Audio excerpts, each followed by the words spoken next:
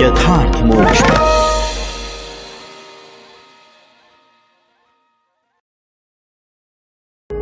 यथार्थ मोक्ष प्रस्तुत कर रहा है अतुल्य संपूर्ण महाभारत। श्री महाभारतम अंशावतरण पर्व में 64वां अध्याय ब्राह्मणों द्वारा क्षत्रिय वंश की उत्पत्ति और वृद्धि तथा उस समय के धार्मिक राज्य का वर्णन। असुरों का जन्म और उनके भार से पीड़ित पृथ्वी का ब्रह्मा जी की शरण में जाना तथा ब्रह्मा जी का देवताओं को अपने अंश से पृथ्वी पर जन्म लेने का आदेश। जन्मेजय बोले, ब्राह्मण, आपने यहाँ जिन राजाओं के नाम बताए हैं और जिन दूसरे नरेशों के नाम यहाँ नहीं लिए हैं, उन सब सहस्त्रों राजाओं का मैं भलीभांति परिचय सुनना चाहता हूँ। महाभाग, वे देवतुल्य महारथी इस पृथ्वी पर जिस उद्देश्य की सिद्धि के लिए उत्पन्न हुए थे, उसका यथावत वर्णन कीजिए।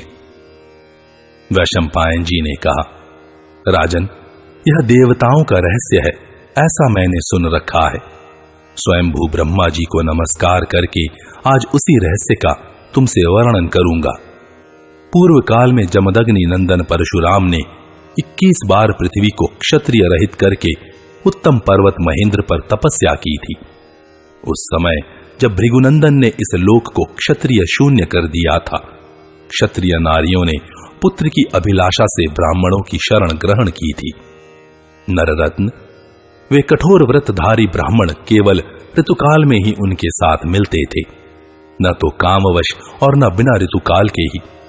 राजन, उन सहस्त्रों क्षत्राणियों ने ब्राह्मणों से गर्भ धारण किया और पुनः क्षत्रिय कुल की वृद्धि के लिए अत्यंत बलशाली क्षत्रिय कुमारों तथा कुमारियों को जन्म दिया। इस प्रकार तपस्वी ब्राह्मणों द्वारा क्षत्राणियों के गर्भ से धर्मपूर्वक क्षत्रिय संतान की उत्पत्ति और वृद्धि हुई। वे सब संतानें दीर्घायु होती थीं। तदनंतर जगत में पुनः ब्राह्मण प्रधान चारों वर्ण प्रतिष्ठित हुए। उस समय सब लोग ऋतुकाल में ही पत्नी समागम करते थे, केवल कामनावश या ऋतुकाल के बिना नहीं करते थे।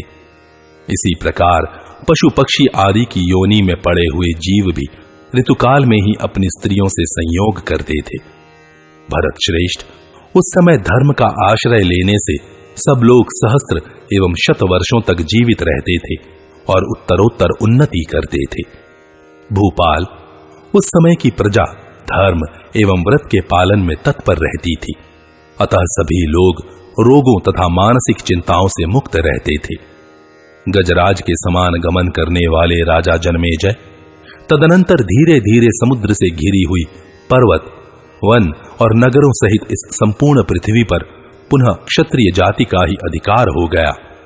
जब पुनः क्षत्रिय शासक धर्मपूर्वक इस पृथ्वी का पालन करने लगे, तब ब्राह्मण आदि वर्णों को बड़ी प्रसन्नता प्राप्त हुई। उन दिनों राजा लोग काम और क्रोध जनित दोषों को दूर करके दंडनीय अपराधियों को धर्मानुसार दंड देते हुए पृथ्वी का पालन करते थे। इस तरह धर्मपरायण क्षत्रियों के शासन में सारा देश काल अत्यंत रुचिकर प्रतीत होने लगा। उस समय सहस्त्र नेत्रों वाले देवराज इंद्र समय पर वर्षा करके प्रजाओं का पालन करते थे। राजन, उन दिनों कोई भी बाल्यावस्था में नहीं मरता था। कोई भी पुरुष युवावस्था प्राप्त हुए बिना स्त्री सुख का अनुभव नहीं करता था।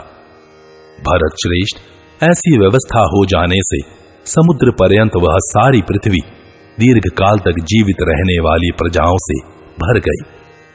क्षत्रिय लोग बहुत सी दक्षिणा वाले बड़े बड़े यज्ञों द्वारा यजन करते थे। ब्राह्मण अंगों और उपनिषदों सहित संपूर्ण वेदों का अध्ययन करते थे। राजन, उस समय ब्राह्मण न तो वेद का विक्रय करते थे और न शूद्रों के निकट वेद मंत्रों का उच्चारण ही करते थे। वैश्यगण बैलों द्वारा इस पृथ्वी पर दूसरे से खेती कराते हुए भी स्वयं उनके कंधे पर जुआ नहीं रखते थे, उन्हें बोझ ढोने में नहीं लगाते थे और दुर्बल अंगों वाले निकम्मे पशुओं को भी दाना घास देकर उनके जीवन की रक्षा करते थे। जब तक बछड़े केवल दूध पर रहते, घास नहीं चरते, तब तक मनुष्य गौओं का दूध नहीं दूहते थे। व्यापारी लोग बेचने योग्य वस्तुओं का झूठे माप तौल द्वारा विक्रय नहीं करते थे। नरश्रेष्ठ, सब मनुष्य धर्म की ही ओर दृष्टि रखकर धर्म में ही तत्पर हो धर्मयुक्त कर्मों का ही अनुष्ठान करते थे। राजन, उस समय सब वर्णों के लोग अपने अपने कर्म के पालन में लगे रहते थे। नरश्रेष्ठ, इस प्रकार उस समय कहीं भी धर्म का ह्रास नहीं होता था। भरत श्रेष्ठ, गौएं तथा स्त्रियां भी ठीक समय पर ही संतान उत्पन्न करती थीं। ऋतु आने पर ही वृक्षों में फूल और फल लगते थे। नरेश्वर, इस तरह उस समय सब ओर सत्ययुग छा रहा था। सारी पृथ्वी नाना प्रकार के प्राणियों से खूब भरी पूरी रहती थी। भरत श्रेष्ठ, इस प्रकार संपूर्ण मानव जगत बहुत प्रसन्न था। मनुजेश्वर, इसी समय असुर लोग राजपत्नियों के गर्भ से जन्म लेने लगे। उन दिनों अदिति के पुत्रों द्वारा दैत्यगण अनेक बार युद्ध में पराजित हो चुके थे। स्वर्ग के ऐश्वर्य से भ्रष्ट होने पर वे इस पृथ्वी पर ही जन्म लेने लगे। प्रभु, यहीं रहकर देवत्व प्राप्त करने की इच्छा से वे मनस्वी असुर भूतल पर मनुष्यों तथा भिन्न भिन्न प्राणियों में जन्म लेने लगे। राजेंद्र, गौओं, घोड़ों, गधों, ऊंटों, भैंसों, कच्चे मांस खाने वाले पशुओं, हाथियों और मृगों की योनि में भी यहां असुरों ने जन्म लिया और अभी तक वे जन्म धारण करते जा रहे थे। उन सब से यह पृथ्वी इस प्रकार भर गई कि अपने आप को भी धारण करने में समर्थ न हो सकी। स्वर्ग से इस लोक में गिरे हुए तथा राजाओं के रूप में उत्पन्न हुए कितने ही दैत्य और दानव अत्यंत मद से उन्मत्त रहते थे। वे पराक्रमी होने के साथ ही अहंकारी भी थे। अनेक प्रकार के रूप धारण कर अपने शत्रुओं का मान मर्दन करते हुए समुद्र पर्यंत सारी पृथ्वी पर विचरते रहते थे। वे ब्राह्मणों, क्षत्रियों, वैश्यों तथा शूद्रों को भी सताया करते थे। अन्यान्य जीवों को भी अपने बल और पराक्रम से पीड़ा देते थे।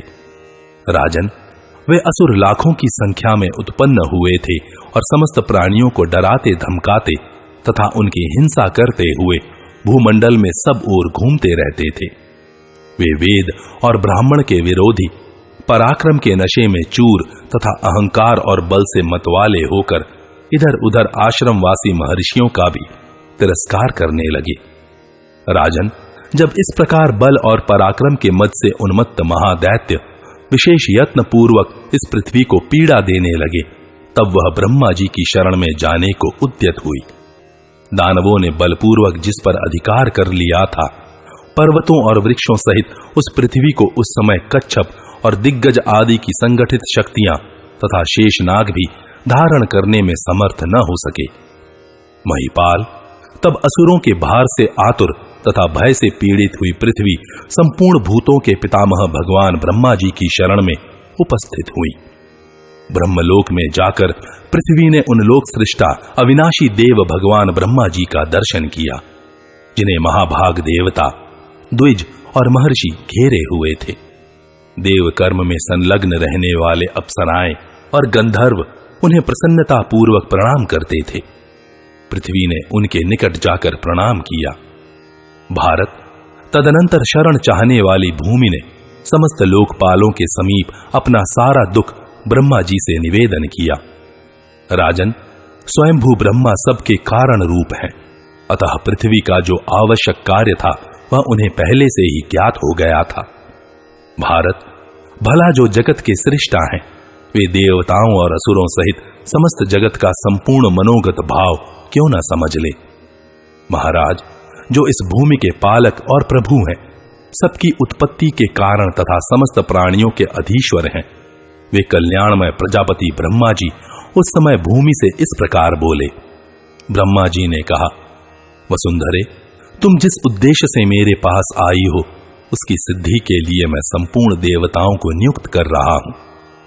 वैशंपायन जी कहते हैं, राजन, संपूर्ण भूतों की सृष्टि करने वाले भगवान ब्रह्मा जी ने ऐसा कहकर उस समय पृथ्वी को तो विदा कर दिया और समस्त देवताओं को यह आदेश दिया, देवताओं, तुम इस पृथ्वी का भार उतारने के लिए अपने अपने अंश से पृथ्वी के विभिन्न भागों में पृथक पृथक जन्म ग्रहण करो।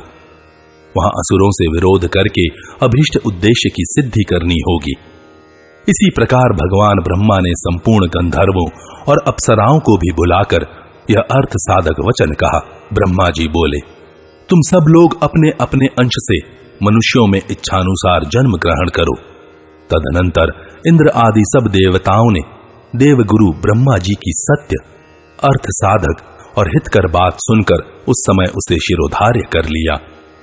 अब वे अपने अपने अंशों से भूलोक में सब ओर जाने का निश्चय करके शत्रुओं का नाश करने वाले भगवान नारायण के समीप वैकुंठ धाम में जाने को उद्यत हुए, जो अपने हाथों में चक्र और गदा धारण करते हैं, पीतांबर पहनते हैं, जिनके अंगों की कांति श्याम रंग की है, जिनकी नाभि से कमल का प्रादुर्भाव हुआ है, जो देव शत्रुओं के नाशक तथा विशाल और मनोहर नेत्रों से युक्त हैं, जो प्रजापतियों के भी पति, दिव्य स्वरूप, देवताओं के रक्षक, महाबली, श्रीवत्स चिन्ह से सुशोभित, इंद्रियों के अधिष्ठाता तथा संपूर्ण देवताओं द्वारा पूजित हैं।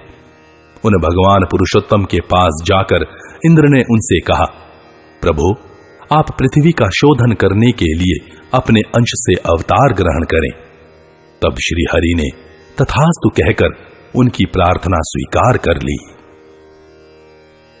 इस प्रकार श्री महाभारत आदि पर्व के अंतर्गत अंशावतरण पर्व में 64वां अध्याय पूरा हुआ।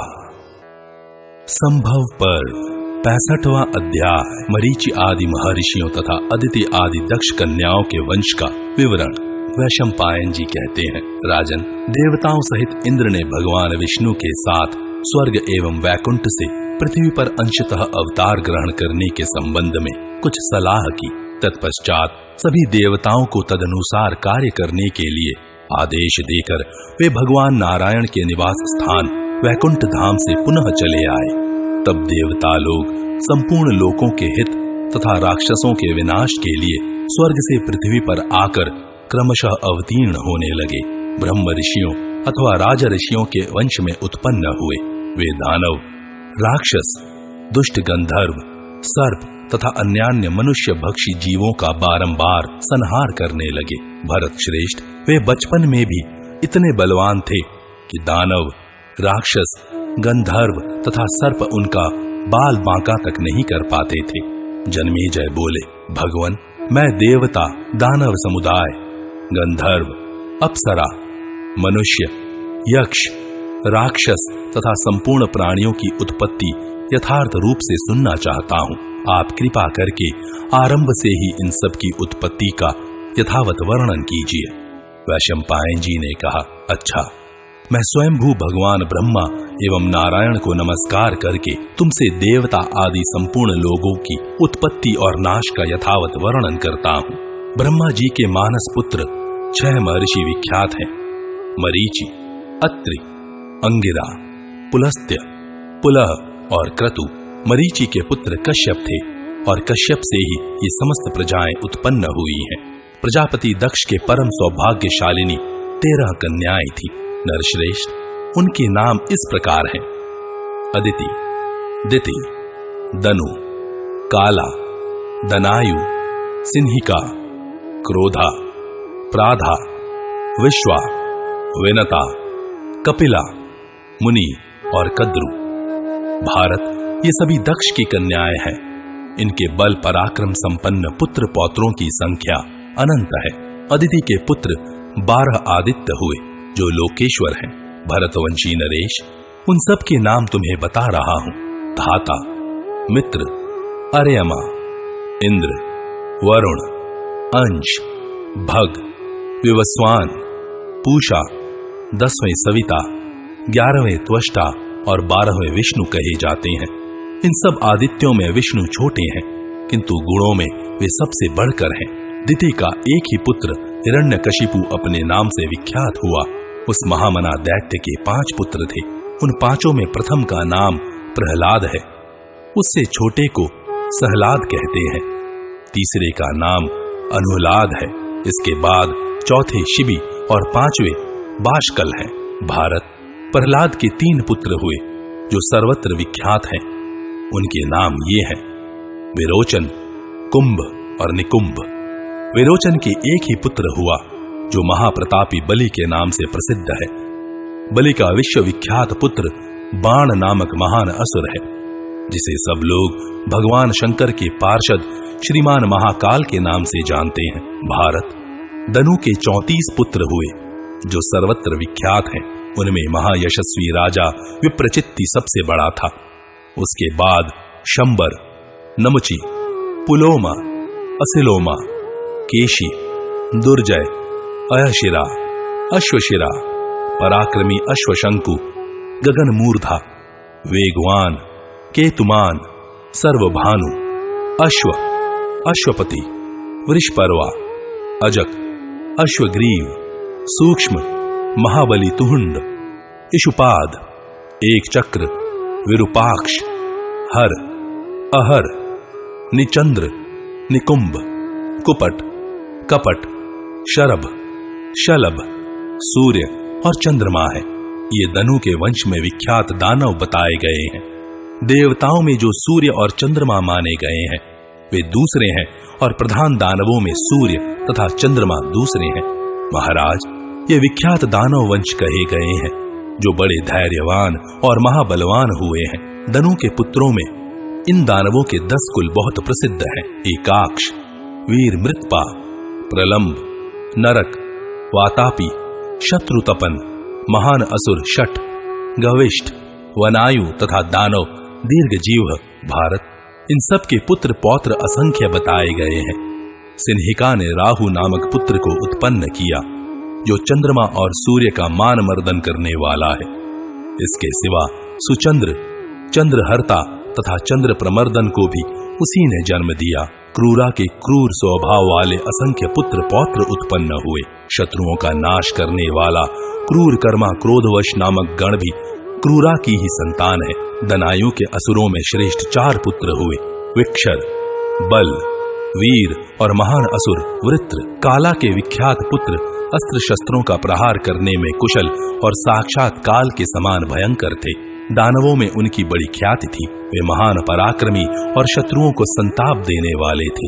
उनके नाम इस प्रकार हैं विनाशन, क्रोध, क्रोधहंता तथा क्रोध शत्रु। कालकेय नाम से विख्यात दूसरे असुर भी काला के ही पुत्र थे। असुरों के उपाध्याय शुक्राचार्य महर्षि भृगु के पुत्र थे। उन्हें उष्णा भी कहते हैं। उष्णा के 4 पुत्र हुए जो असुरों के पुरोहित थे। इनके अतिरिक्त त्वष्टाधर तथा अत्रि ये 2 पुत्र और हुए जो रौद्र कर्म करने और कराने वाले थे। उष्णा के सभी पुत्र सूर्य के समान तेजस्वी तथा ब्रह्मलोक को ही परम आश्रय मानने वाले थे। राजन, मैंने पुराण में जैसा सुन रखा है उसके अनुसार तुमसे यह वेगशाली असुरों और देवताओं के वंश की उत्पत्ति का वृत्तांत बताया है। महीपाल, इनकी जो संतानें हैं उन सब की पूर्ण रूप से गणना नहीं की जा सकती, क्योंकि वे सब अनंत गुणे हैं। तारक्ष, अरिष्टनेमी, गरुड़, अरुण, आरुणी तथा वारुणी यह विनता के पुत्र कहे गए हैं। शेष, अनंत, वासुकी, तक्षक, कूर्म और कुलिक आदि नागगण कद्रु के पुत्र कहलाते हैं। राजन, भीमसेन, उग्रसेन, सुपर्ण, वरुण, गोपति, धृतराष्ट्र, 7वें सूर्यवर्चा, सत्यवाक, अर्कपर्ण, विख्यात प्रयुक्त, भीम, सर्वज्ञ और जितेंद्र चित्ररथ, शालिशीरा, 14वें पर्जन्य, 15वें कली और 16वें नारद, ये सब देव गंधर्व जाति वाले 16 पुत्र मुनि के गर्भ से उत्पन्न कहे गए हैं। भारत, इसके अतिरिक्त अन्य बहुत से वंशों की उत्पत्ति का वर्णन करता हूं। प्राधा नाम वाली दक्ष कन्या के अनवद्या, मनु, वंशा, असुरा, मार्गण प्रिया, अरूपा, सुभगा और भासी इन कन्याओं को उत्पन्न किया। सिद्ध, पूर्ण, बरही, महायशस्वी पूर्णायु, ब्रह्मचारी, रतिगुण, 7वें सुपर्ण, विश्वावसु, भानु और 10वें सुचंद्र, ये 10 देव गंधर्व भी प्राधा के ही पुत्र बताए गए हैं। इनके सिवा महाभागा देवी प्राधा ने पहले देवऋषि के समागम से इन प्रसिद्ध अप्सराओं के शुभ लक्षण वाले समुदाय को उत्पन्न किया था। उनके नाम ये हैं: अलंबुषा, मिश्रकेशी, विद्युतपर्णा, तिलोत्तमा, अरुणा, रक्षिता, रंभा, मनोरमा, केशिनी, सुबाहु, सुरता, सुरजा और सुप्रिया। अतिबाहु, सुप्रसिद्ध हाहा और हुहु तथा तुम्बुरु, ये 4 श्रेष्ठ गंधर्व भी प्राधा के ही पुत्र माने गए हैं। अमृत, ब्राह्मण, गौएं, गंधर्व तथा अप्सराएं, ये सब पुराण में कपिला की संतानें बताई गई हैं। राजन, इस प्रकार मैंने तुम्हें संपूर्ण भूतों की उत्पत्ति का वृत्तांत बताया है। इसी तरह गंधर्वों, अप्सराओं, नागों, सुपर्णों, रुद्रों, मरुद्गणों, गौओं तथा श्री संपन्न पुण्यकर्मा ब्राह्मणों के जन्म की कथा भी भलीभांति कही है। यह प्रसंग आयु देने वाला, पुण्यमय, प्रशंसनीय तथा सुनने में सुखद है। मनुष्य को चाहिए कि वह दोष दृष्टि न रखकर सदा इसे सुने और सुनाए। जो ब्राह्मण और देवताओं के समीप महात्माओं की इस वंशावली का नियम पूर्वक पाठ करता है, वह प्रचुर संतान, संपत्ति और यश प्राप्त करता है तथा मृत्यु के पश्चात उत्तम गति पाता है। इस प्रकार श्री महाभारत आदि पर्व के अंतर्गत संभव पर्व में आदित्यादि वंश कथन विषयक 65वां अध्याय पूरा हुआ।